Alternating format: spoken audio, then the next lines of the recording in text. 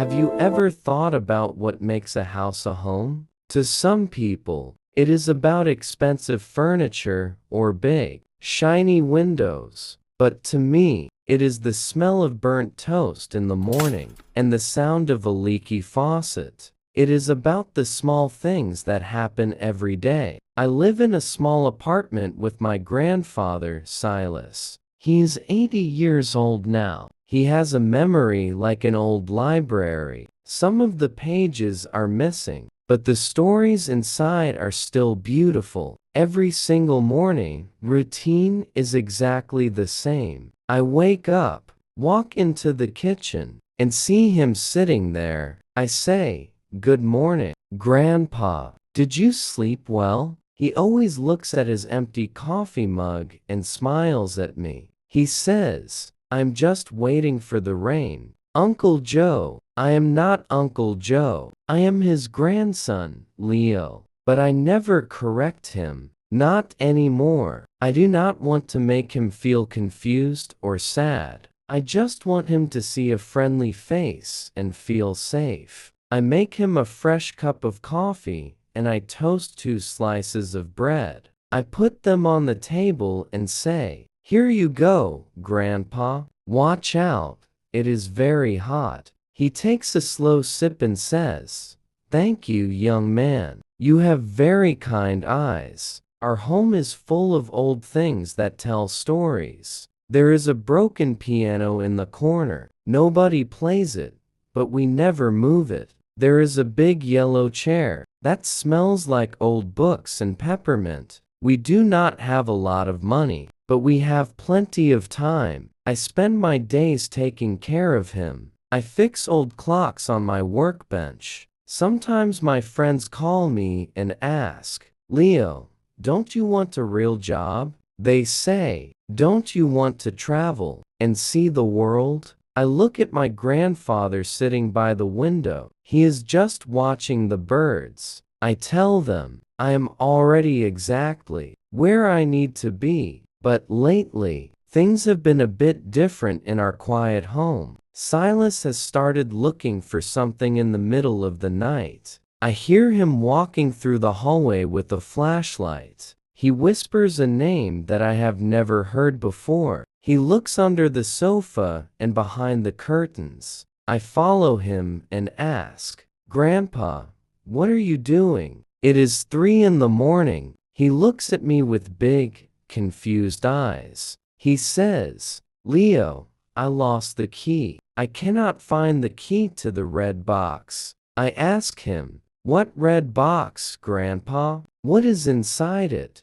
He grips my arm and whispers, "Everything we need is inside." The search for the red box became the only thing Silas talked about. He stopped eating his morning toast and spent all day looking through old closets. I tried to help him every single day. We looked through piles of old newspapers and dusty winter coats. He became very sad and quiet. He just sat in his yellow chair for hours and looked at the empty floor. I hated seeing that. I hated seeing the light go out in his eyes. One afternoon, I sat next to him on the floor. I said, "Grandpa, talk to me. Please, tell me what is in the box." He looked at me, and his voice was very soft. He whispered, "It is a gift for your grandmother.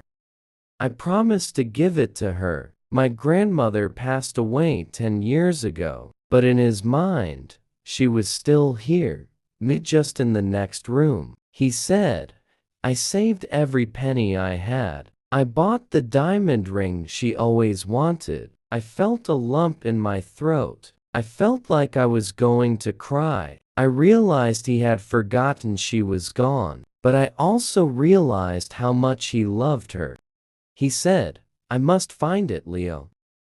I cannot let her down." I stood up and said, "Don't worry, Grandpa. We will find it, I promise." I spent the next 3 days searching every single inch of the apartment. I moved the heavy furniture. I looked under the kitchen sink. I even crawled under the floorboards near the broken piano. I was exhausted. My hands were covered in black dust and my back hurt. I was ready to give up and tell him the box was lost forever. But then I saw something strange. There was a loose brick near the bottom of the fireplace. I used a small tool to pull it out. My heart started beating very fast. Behind the brick, there was a small, dusty red box. I wiped the dust off with my shirt and ran into the living room. I shouted, "Grandpa, look, I found it. I found the red box." Silas stood up so fast he almost fell over. His hands were shaking as I gave him the box. He opened the lid with a small click, but then the room became very silent. His face did not turn happy. He looked even more sad than before. The box was completely empty. There was no ring. There was no diamond.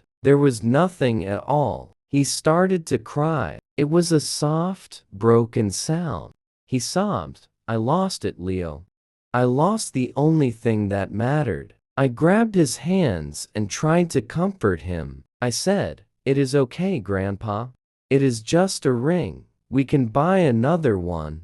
But he shook his head and cried even harder. He said, "No, you don't understand. I worked 3 jobs for 2 years to buy that diamond. I wanted her to know she was the queen of my heart." I sat on the floor next to his chair and held his cold hands. I said, "Grandpa, listen to me. Look at me." He looked at me, and his eyes were full of tears. He asked, "How can you be so calm, Leo?" I failed her. I reached into my pocket and pulled out a small old photograph. It was a picture of my grandmother from 40 years ago. She was standing in front of this very apartment, smiling. I pointed at her hand in the photo. I said, "Grandpa, look at her finger. She is not wearing a diamond. She was wearing a simple silver band. It was thin and cheap."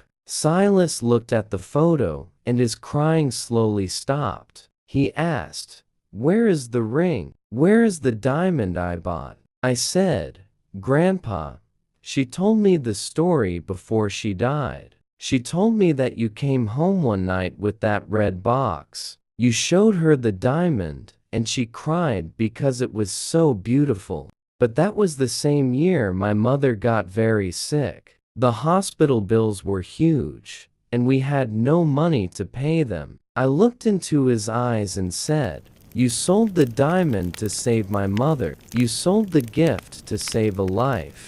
Silas became very quiet. The room was peaceful as the sun began to set. He touched the old photo with a trembling finger, and a small smile appeared.